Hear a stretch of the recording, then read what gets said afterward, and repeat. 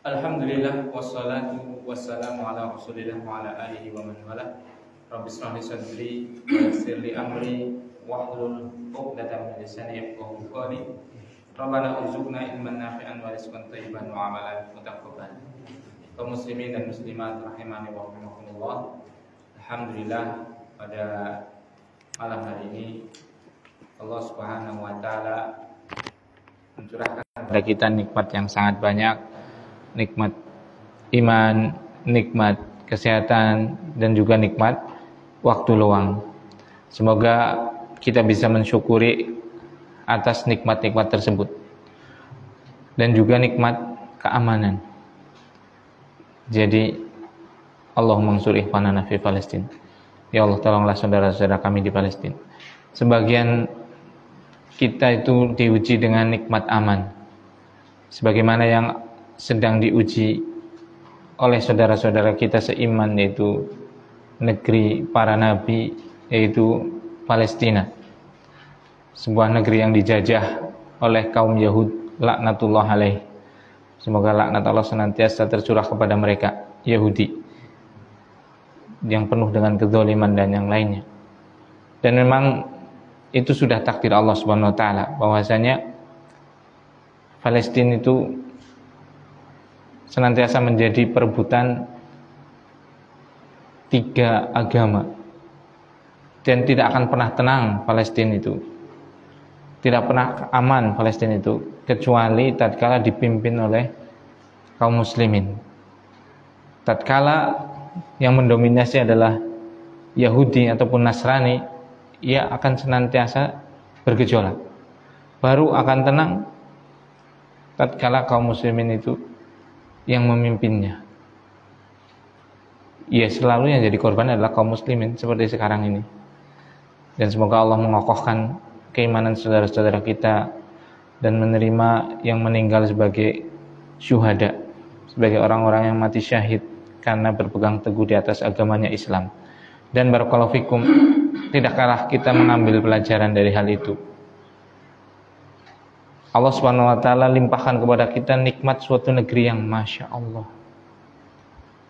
negeri yang luar biasa. Tidak akan pernah ada yang mempermasalahkan kita sujud di masjid, azan di mana-mana dikumandangkan.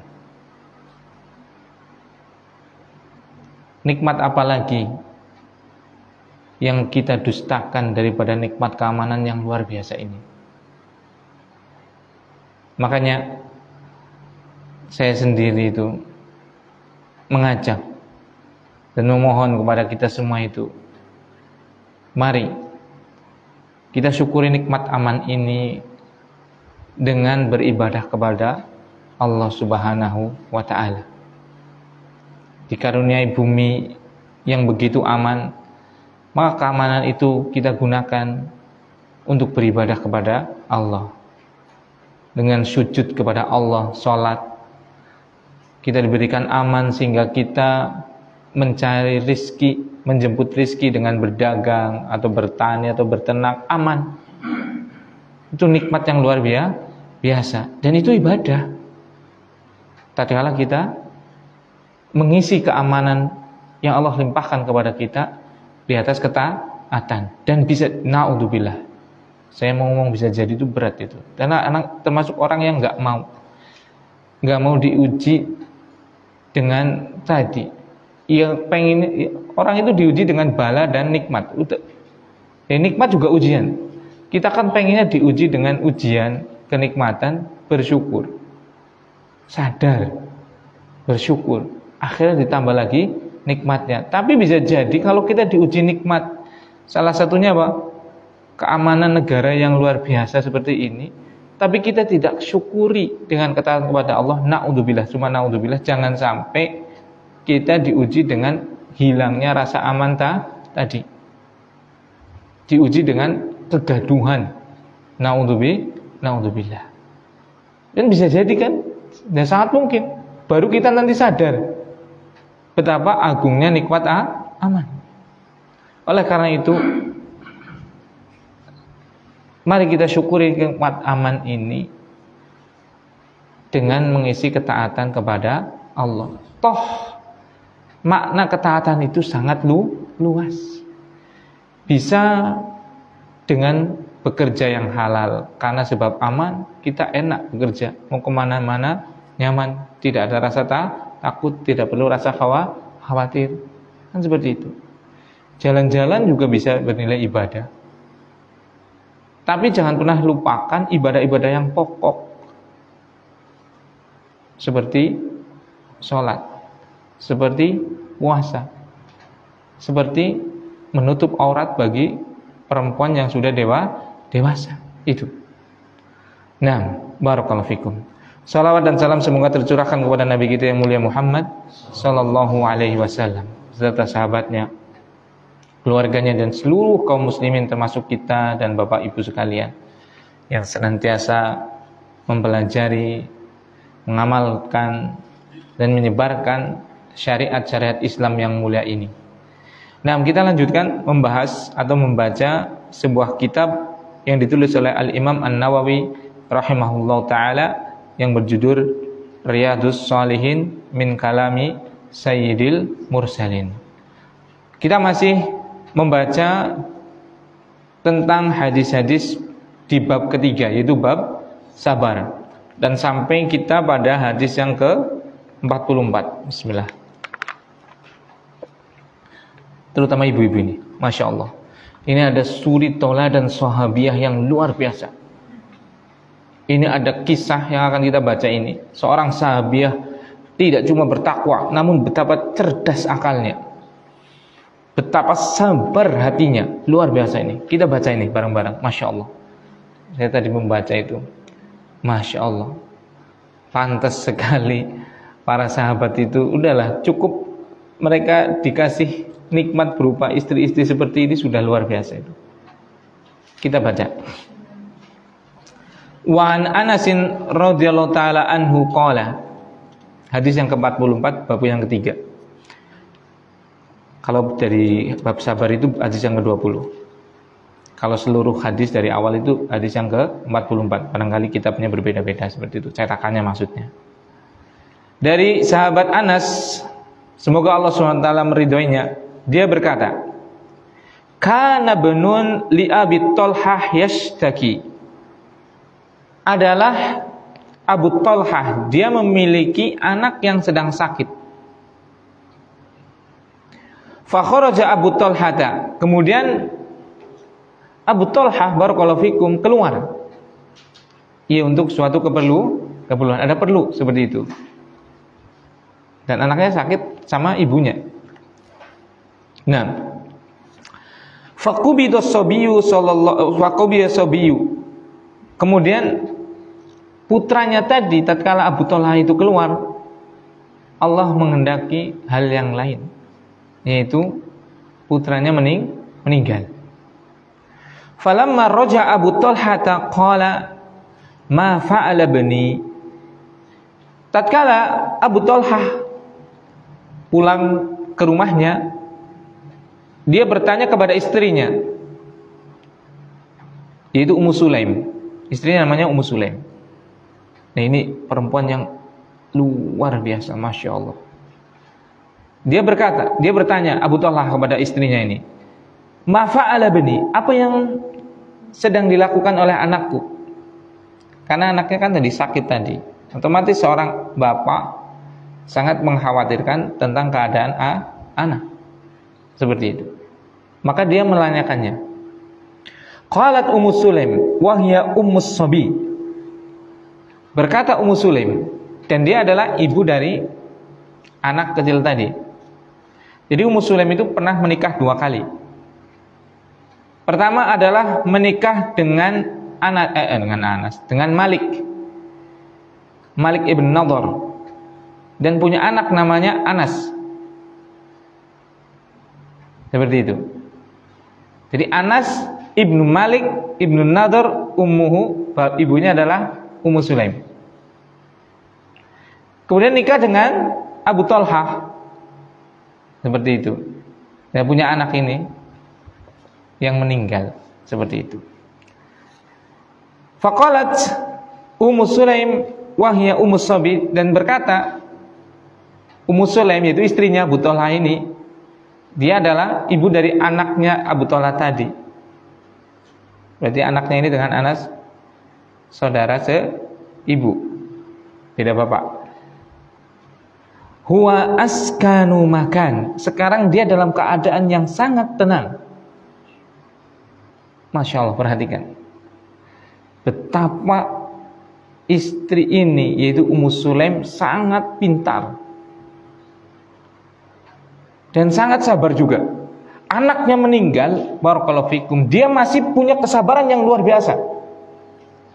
Yaitu dia tetap bersabar dengan ketetapan anaknya meninggal. Masya Allah, tidak meronta-ronta, tidak menjerit, bahkan tidak sampai mencerca takdir. Anaknya meninggal, subhanallah. Coba kita sekarang, seorang perempuan sekarang, jangankan anaknya meninggal,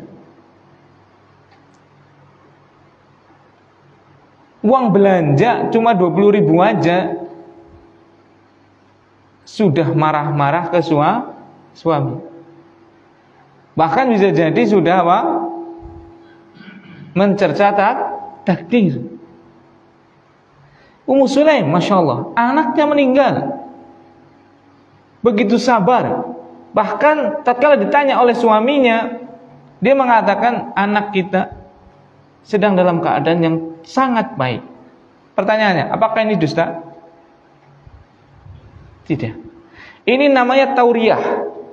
Tauriyah itu dia menyampaikan sesuatu perkataan yang zahirnya itu akan dianggap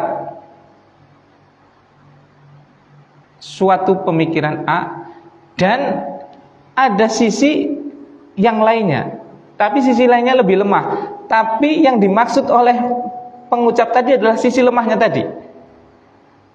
Kenapa dia mengucapkan seperti ini? Agar orang tadi tidak terkejut dengan berita yang akan dia sampaikan. Misal seperti ini. Anggap ini namanya Pak Ahmad. Dia sedang di sini. Kemudian lewat seorang laki-laki. Dia tergopoh-gopoh, ketakutan. Datang kepada dia, "Tolong Pak, tolong. Saya itu lagi dikejar-kejar. Ya memang saya salah, tapi orang itu begitu murka sama saya sehingga saya mau dibunuh. Tolong jangan kasih tahu keberadaan saya. Karena ini akan dibunuh, betul-betul kelihatannya betul-betul mau dibunuh seperti itu." Kan walaupun dia salah apapun, tetap nyawa seorang muslim itu lebih berharga daripada apapun, iya kan? Otomatis dia harus membantu.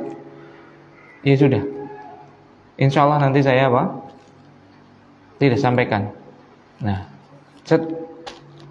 dia sembunyi misalnya atau lari kemana. Kemudian datang orang yang mengejar ini, yang mau membunuh orang ini, karena mungkin dia salah atau apalah, intinya seperti itu. Kemudian dia bertanya kepada orang ini, "Pak, lihat orang yang dengan ciri-ciri seperti ini enggak? Sama persis dengan orang ini ciri-cirinya." Kemudian dia bergeser satu atau dua atau tiga langkah. Kemudian dia berkata, "Demi Allah, setelah semenjak saya di sini," geser dikit itu kan, "semenjak saya di sini saya enggak melihat sama sekali orang yang jenengan sebutkan." Itu namanya tauriyah. Kan berarti kesannya dia memang nggak melihat orang ini kan? Padahal hakikatnya dia melihat. Cuma ya memang setelah geser ke sini 2 atau 3 langkah, dia nggak pernah lihat orang ini kan? Memang nggak lihat kan? Nah itu namanya tauriyah. Nah ini sama. Ummu Sulaim itu bertauriyah. Bertauriyah seolah itu dusta. Sebenarnya nggak dusta. Jadi perkataannya memang kalau dipahami itu akan menjadi A bagi yang bertanya. Tapi juga sebenarnya ada kemungkinan B. Dan yang dimaksudkan adalah sebenarnya kemungkinan B. Cuma dia menggunakan tauriyah tadi. Agar apa? Agar ada maksud tertentu. Seperti tadi, dia agar orang ini nggak sampai ketahuan sehingga nggak dibunuh. Sama di sini. Anaknya, tatkala ditanya bagaimana keadaan anak kita, dia mengatakan apa? Anak kita dalam keadaan yang paling baik. Nah, yang dipahami oleh suaminya apa? Anaknya membaik, iya kan? Berarti dia dosa? Tidak, itu namanya tauriah. Karena dalam keadaan yang paling baik juga bisa bermakna lain, yaitu apa? Dia meninggal. Meninggal sudah nggak merasakan sakit. Berarti ada makna itu tidak? Ada, iya kan? Tapi yang kalau kita ngomong anak kita dalam keadaan paling baik, berarti yang dimaksud, yang dipahami oleh penanya apa? Semakin membaik keadaannya. Itu namanya tauriah. Tapi tauriah itu jangan digunakan kecuali memang ada maksud yang penting. Oh, jadi seperti itu. Nanti kita jadinya orang nggak dipercaya ucapannya seperti itu. Seperti gelewean, misalnya sering-sering buat gelewean misalnya. Nanti kita tadi duduk di sini, saya geser sini. Demi Allah, setelah saya tadi di sini ini, saya nggak mendengar suaranya fulan, misalnya suaranya orang itu seperti itu. Padahal orang itu ada di situ misalnya seperti itu. Misal seperti itu. Jadi jangan digunakan tauriah kecuali untuk apa? Sebuah kemaslahatan, sebuah maksud yang ingin dicapai. Kalau enggak nanti ya kita dicap sebagai pendusta, atau seandainya nggak pendusta pun kita lah akan gelewean kata seperti itu. Iya kan? Ya seperti itu. Itu namanya tauriah. Dan ini Ummu Sulaim radhiyallahu taala anha bertauriah kepada suaminya agar suaminya itu tidak syok. Karena kalau dia mendengar anak putranya meninggal, otomatis bisa syok, bisa kaget dan yang lainnya. Itu, masya Allah, cerdas sekali. Nggak cuma sabar, nggak cuma soleha, nggak cuma ridho dengan ketetapan Allah, tapi beliau adalah orang yang sangat cerdas. Makanya kaum muslimin, kaum muslimat, barakallahu fikum, kita itu mencari toladan itu semuanya sudah ada. Di mana? Di salafun saleh, di orang-orang pendahulu kita yang sangat soleh, yaitu Rasul, yaitu sahabat, yaitu tabi'in, yaitu tabi'ut tabi'in, yaitu para ulama. Itu pada mereka itu betul-betul ada uswatun hasanah, ada suri toladan yang baik. Kalau mau cari figur untuk kita mengambil karakter ataupun perilaku, semuanya sudah ada pada Rasulullah. Semuanya sudah ada pada generasi terbaik itu sahabat. Masalahnya kita jauh dari mereka, tidak menyempatkan waktu untuk membaca siratul Rasul, sejarah hidupnya Rasul, tidak membaca akhwal suwaris sahabat. Itu ada bukunya loh. Anak dulu waktu di Imam Bukhari ngajar, salah satu yang anak ngajarkan, ya biasa ngajarnya nahwu. Karena nahwu baru 24 jam, anak ngajar 28 jam, yang 4 jam itu ngajar tentang ini, suwar min hayatis sahabat. Itu ada bukunya. Gambaran tentang kehidupannya para sahabat. Anas bin Malik, Mu'ad bin Jabal, Suhaib Ar-Rumi dan yang lainnya seperti itu. Masya Allah. Itu pada mereka itu ada pelajaran yang luar biasa. Salah satunya adalah Ummu Sulaim ini. Bagaimana seorang istri itu luar biasa. Nah, kemudian lihat ini. Lihat kecerdasannya lagi. Masya Allah. Setelah dia menenangkan suaminya seperti itu, bertauriah seperti itu, kemudian dia apa? Faqarrabat ilaihil asya fata'asya. Kemudian Ummu Sulaim menghidangkan bagi suaminya, yaitu Abu Talha, makan malam. Kemudian apa? Abu Talha makan malam. Masya Allah. Tsumma asaba minha. Nah ini, orang itu punya dua nafsu. Nafsu fisik ya. Barakallahu fikum. Ini penuhi dua ini pada pasangan kita, itu mereka sudah pasti akan sangat menghormati dan menyayangi kita. Yaitu apa? Nafsu mereka itu ada dua, sama-sama mulut. Mohon maaf, mulut atas dan mulut bawah. Seperti itu. Mulut atas itu mulut, berarti dipuaskan dengan apa? Makanan. Aja pelit maring bojone. Tukukna martabak. Tukukna apa? jus melon, jus durian, wargi sih. Seperti itu. Dan yang kedua adalah apa? Mohon maaf, mulut bawahnya itu kemaluan. Puaskan. Sama, suami juga seperti itu. Berikan mereka hidangan yang enak dan apa? Penuhi syahwat mereka. Sudah, pasti suami kita sayang pada kita. Pasti istri kita akan sayang pada kita. Seperti itu. Nah, karena itu dunia itu syahwatnya di dua tadi. Mulut dan kemaluan. Makanya jaga ini. Jangan sampai suami kita itu kelaparan. Jangan sampai. Perhatikan. Pastikan suami kita itu selalu dalam keadaan apa? Tidak pernah kelaparan. Bagi istri. Bagi suami ya pastikan istrinya itu tidak pernah kekurangan. Begitu juga apa? Syahwatnya tadi. Pastikan kebutuhan biologisnya itu terpenuhi. Seperti itu. Barakallahu fikum.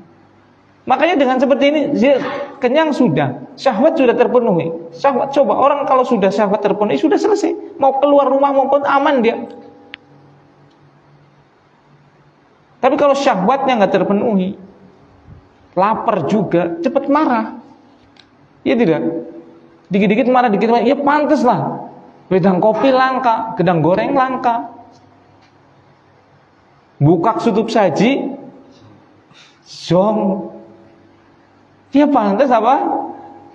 Sing lanang apa? Misa-misu bae. Ya ummahat, ibu-ibu, perhatikan itu. Demi Allah, yang saya lihat tapi. Saya punya nenek rahimahullah. Itu saya belum pernah melihat gelas atau cangkir kakek saya itu kosong dari air putih. Demi Allah. Bukan dari air putih, dari air lah. Kalau nggak kopi ya itu. Belum pernah lihat anak itu. Selalu penuh. Selalu isi. Subhanallah. Rahimahumullah. Seperti itu. Makanya qadarullah. Allah takdirkan nenek saya meninggal terlebih dahulu. Kakek saya itu alhamdulillah enggak stres aja udah alhamdulillah itu. Terus kehilangannya luar biasa itu. Kelontang-lantung, tegol, margosari seperti itu. Karena saking kehilangan siapa? Istri tercintanya. Seperti itu. Masya Allah. Nah itu, harusnya seperti itu, seorang istri itu seperti itu. Ini sudah dicontohkan oleh sing lanang-lanang ibarat seneng cocok gitu, cocok mantep gitu, bener tadi Mas Wahyono cocok gitu. Benar kayak gitu. Ya memang benar itu. Ini contoh daripada sahabat dan para sahabiat. Itu seorang istri itu harus memang melayani betul-betul suami. Sebagaimana seorang suami itu betul-betul harus memastikan untuk mengayomi suami istrinya. Istri itu diberikan apa? Keterjaminan. Jaminan aman. Suami saya mengayomi saya. Jaminan bedak. Sungguh duit bedak anak. Bedak anak otomatis beras, sayur dan yang lainnya sudah ada. Intinya perempuan kan di situ. Jadi betul ibu-ibu. Enggih kan seperti itu. Pokoknya ibu-ibu kan cukupnya itu kan. Pokoknya saya sudah aman sudah. Mau dikasih pekerjaan seberat apapun, tatkala sudah ada beras untuk anak, untuk keluarga, sudah ada gesek, sudah ada duit untuk lenga, sehat-sehat seperti itu, aman sudah. Makanya apa? Pastikan kita menjadi suami adalah suami yang apa? Pengayom, memastikan untuk mereka rakyat kita yaitu anak istri kita terayomi. Dan istri kepengen diayomi, pastikan apa? Penuhi kebutuhan suami, terutama tadi yaitu kebutuhan mulutnya dan kebutuhan syahwatnya. Insya Allah itu keluarga menjadi keluarga yang bahagia dunia dan akhirat. Tapi kalau tidak ya sudah. Itu paling beratnya ujian. Kita diuji dengan istri yang tidak soleh itu subhanallah, luar biasa beratnya. Kenapa? Nyanding. Kita diuji dengan tetangga yang tidak baik, itu masih mending, tidak serumah, paling ketemu ya sedina sepisan atau ping pindo, ya kan? Apalagi kalau diuji dengan apa? Gubernur yang nggak baik misalnya, kan ngerap tuh ketemu iki, seperti itu. Tapi kalau kita diuji dengan suami yang tidak baik, coba. Suami yang tidak tanggung jawab atau istri yang tidak baik, coba. Galdina nyanding, coba. Apa orang larat ini? Apa Pak Tahir? Jejak diri. Mungkin Pak Tahir jejak ibu-ibu anggar ora gelem ngayomi. Jejak karo tungkak gitu ya. Itu betapa kita sakit coba. Yang enggak laki-laki, enggak istri, ya sama aja itu kan. Karena nyanding gitu loh. Arep turu, aduh, ki wong maning. Tangi turu, ya gue maning. Nyanding coba. Makanya barakallahu fikum, permasalahan suami dan istri permasalahan sangat urgent. Sangat urgent. Harus baik gitu. Harus happy. Bisanya kapan? Tatkala di atas ilmu. Tatkala semuanya adalah orang yang tahu agama. Yang tahu agama aja belum tentu kok, apalagi yang nggak tahu. Bukan berarti yang tahu agama itu hidupnya ayem-ayeman, ya enggak, ya pasti ada masalah juga. Cuma mending gitu loh. Masih bisa di atas koridor syariat. Nah, dan itu benar. Itu luar biasa. Ujian seorang suami bagi istrinya atau ujian seorang istri bagi suaminya. Maka saya nasihatkan kepada diri saya sendiri, kepada keluarga kami, kepada jamaah sekalian, kepada kaum muslimin sekalian. Ya kalaulah kita tidak bisa, belum bisa untuk berbuat baik kepada pasangan kita, minimal kita jangan merepotkan pasangan kita. Kalau tidak bisa memberikan kebahagiaan, minimal jangan memberikan kesengsaraan. Nek ora tenggai kopi, urung tenggai kopi, ya minimal senyum. Iya kan? Pangampurannya ya Mas, urung tenggai kopi, senyum. Yang anake miki ngising, cewok. Misalnya seperti itu. Kan enak. Seperti itu. Wis ora gawe kopi, prengat-prengut bae. Lah sing lanang ngarep mangat kerja ya. Bah temen itu kan akhirnya apa? Mancing. Iya kan? Saya mangat ngerja niat-niat dagang. Mau babak temen danu usaha kena mati-matian kerja kok malah prengat-prengut bae. Mending arep dagang lu apa? Mancing. Akhirnya mancing ora duit, akhirnya tidak bisa ngayomi. Akhirnya apa? Sing lanang nyalana sing wadon nyalana sing lanang. Akhirnya apa? Ya padu. Kan seperti itu. Subhanallah. Dan itu realita dan itu banyak banget terjadi di masyarakat kita. Termasuk kita lah, gitulah. Seperti itu kan. Barakallahu fikum. Nah, maka kita lihat ini contoh daripada sahabiah, seorang sahabatnya Rasul dari pihak perempuan ini, Ummu Sulaim namanya. Masya Allah. Tatkala anaknya meninggal, dia apa? Menghabarkan kepada Abu Thalhah dengan kabar yang nanti ditunda, dengan tauriah tadi, agar hatinya Abu Thalhah tenang. Kemudian apa? Dipuaskan mulutnya. Dia apa? Diberikan makanan. Bahkan apa? Dia berdandan begitu cantik, hampir-hampir tidak pernah berdandan secantik itu. Kemudian apa? Memenuhi syahwat suaminya. Sehingga dia sudah tenang, seperti itu kan. Kemudian setelah diberi makan malam bareng seperti itu, masya Allah, coba. Kemudian apa? Berhubungan seperti itu sehingga syahwatnya terpenuhi seperti itu. Falamma faragha qalat. Maka tatkala sudah selesai, maka dia berkata, warus sobiya, monggo Mas, makamkan putra kita. Seperti itu. Falamma asbaha Abu Thalhah ata Rasulullah sallallahu alaihi wasallam fa akhbarahu. Maka tatkala waktu subuh, Abu Thalhah segera mendatangi siapa?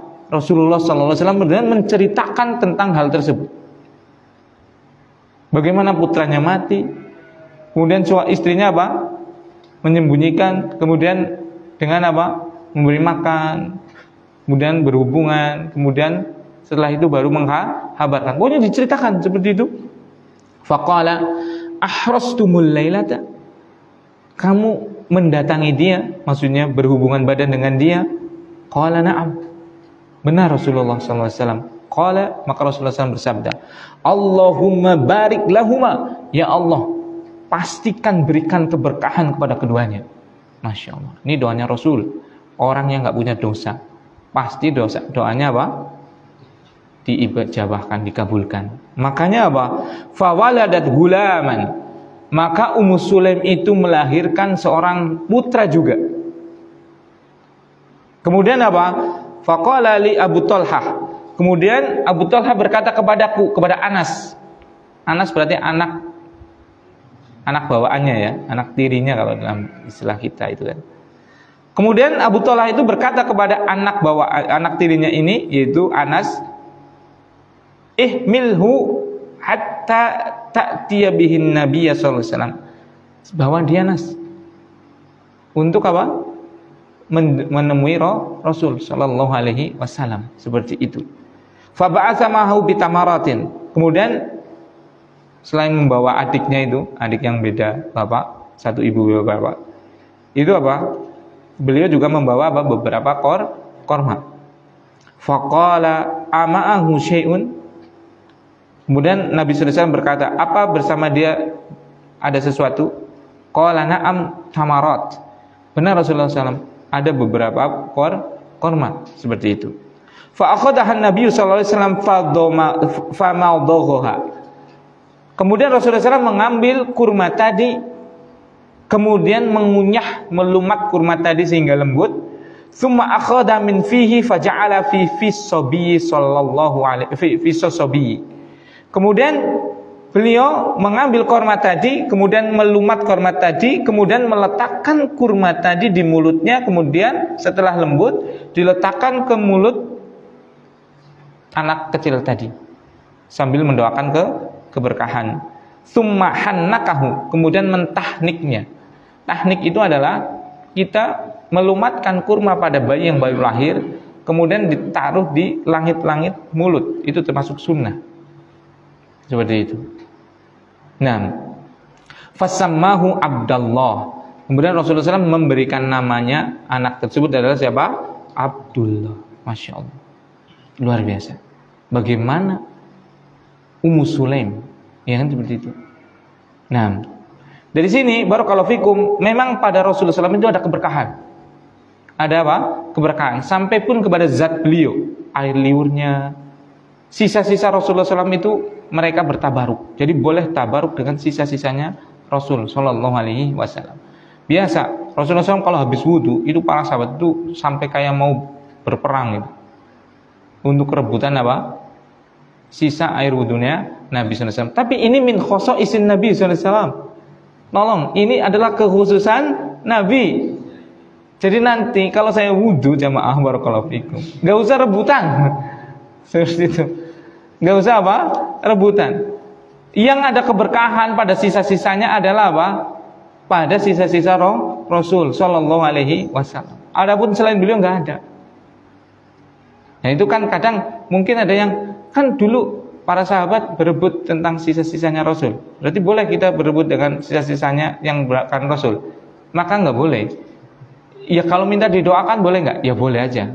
Kalau itu orang soleh. Tapi sisa-sisanya itu jangan kita bertabaruk dengan sisa-sisa orang selain siapa?